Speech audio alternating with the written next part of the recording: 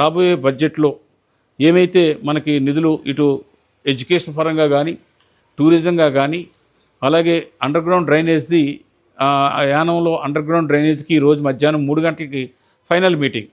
అంటే బుధవారానికి యానానికి అండర్గ్రౌండ్ డ్రైనేజ్కి ప్రభుత్వానికి సబ్మిట్ చేయాలి. అలాగే డ్రింకింగ్ వాటర్ పైప్ లైన్ మొత్తం మార్చడానికి ఆ 2 కూడా రెడీ అవ్వాయి. ఇవాళ మధ్యాహ్నం నేను ఫైనల్గా వాళ్ళతో డిస్కషన్ అయిన తర్వాత బుధవారానికి పాండిచ్చేరిలో వారు సబ్మిట్ చేయడం జరుగుతుంది.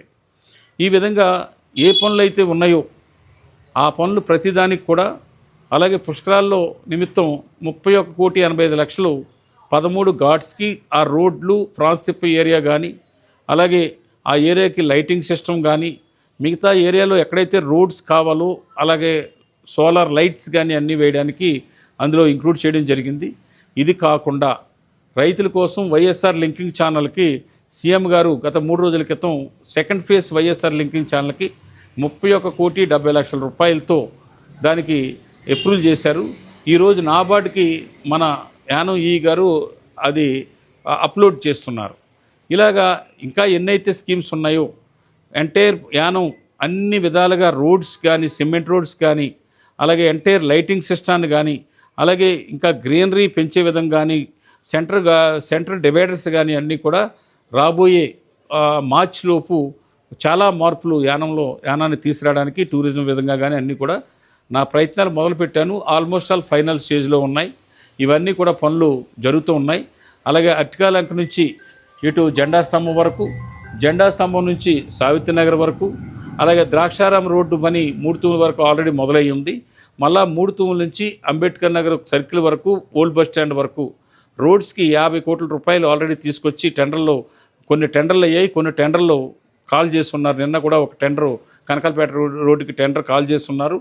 ఇప్పుడు మళ్ళా 23 కోట్ల రూపాయలతో జెండా స్తంభం నుంచి గిరాంపేట రోడ్డుకి, అలాగే 7,25,00,000 రూపాయలు పాత బస్టాండ్ నుంచి 3 తూముల వరకు ఆ రోడ్ని, ఈ తర్వాత మిగిలిన కొత్తగా ఏర్పడిన కాలనీస్ కానీ, పాత కాలనీస్ కానీ అన్నీ కూడా దగ్గరగా ఒక 50-60 కోట్ల రూపాయలు తీసుకొచ్చి అన్ని రోడ్లు కూడా ఈ సంవత్సరంలో మొదలుపెట్టే విధంగా ఏర్పాట్లు జరుగుతున్న విషయానికి ప్రజలకు అందరికీ కూడా తెలియజేస్తున్నాను. నేను ఈ 3 నెలల లోపు 80 రోజులు అయింది.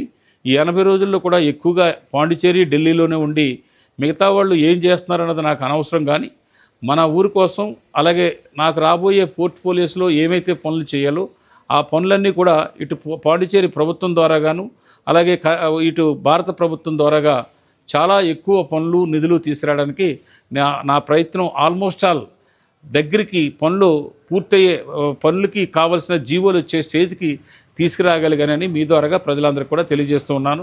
నన్ను ఈ టర్మ్లో ఈ ఊరికి ఇంకా ఏం చేయాలి అన్న దాని మీదే నేను దృష్టి పెట్టేలాగా, ఎంప్లాయ్మెంట్ విషయంలో ఏ విధంగా తీసుకురావాలి, ఏ విధంగా టూరిజంలో మనం చేయాలి, అలాగే ఏ విధంగా వాటర్ స్పోర్ట్స్లో కొన్ని వందల మందికి ఉద్యోగ అవకాశాలు కలగచేయడంలో కానీ ప్రతి దాంట్లో కూడా ఎక్కడా కూడా ఒక్క నిమిషం కూడా నేను టైంని వేస్ట్ చేసుకోకుండా ముందుకు వెళ్తుంటాను. దయచేసి యానం ప్రజలు అర్థం చేసుకోండి.